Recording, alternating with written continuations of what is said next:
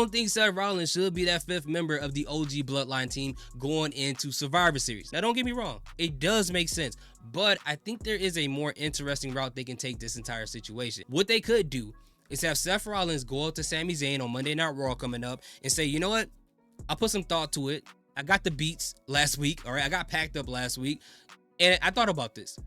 I want to join your team. Despite of what my morals and values and the issues I have with Roman Reigns, I'm willing to push him away for a weekend because how much I hate Bronson Reed. Now, with Sami Zayn, he can look at him like, you know what?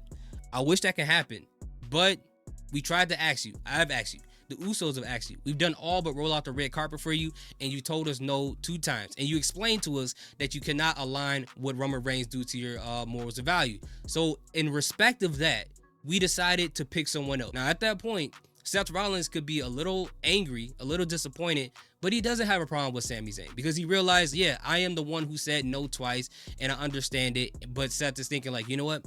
I got to take matters into my own hand. And you can go into a scene where you see Seth Rollins attacking Bronson Reed backstage. Security is breaking it up. And then Adam Pearce has to come out and yell at Seth Rollins like, you know what? This is unacceptable. This is unacceptable. He has a match at Survivor Series. We have to allow him to do that. Until then, you should not touch him. If you want to have a match with him, we could talk about it after Survivor Series. But if you do this again, I'm going to have to suspend and fine you.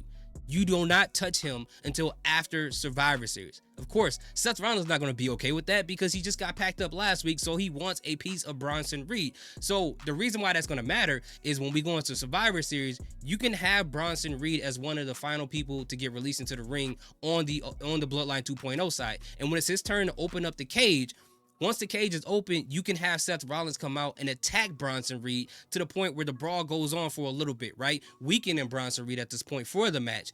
And as the security is breaking them apart, as security is restraining Seth Rollins, here's the part that can really happen. While he's being held up at the top of the ramp and getting moved backwards, once it's time for the final member of the OG Bloodline team to come out, you can hear the theme song, Cult of Personality, play. Now, you can see it all over Seth's face. He's already restrained. He can't move, but he has to sit there and watch CM Punk walk past his face to take his spot in that Survivor Series War Games match. Not only that, because a weakened Bronson Reed is in that match, he has to see CM Punk, the person he despised, the person who just took a spot in the match that he wanted, pin the person that he has a feud against in that match. Now, this doesn't make Bronson Reed look weak because the guy at this point has already had a full-on brawl with Seth Rollins, and Seth Rollins has basically destroyed this guy. So to see that from Seth Rollins' perspective,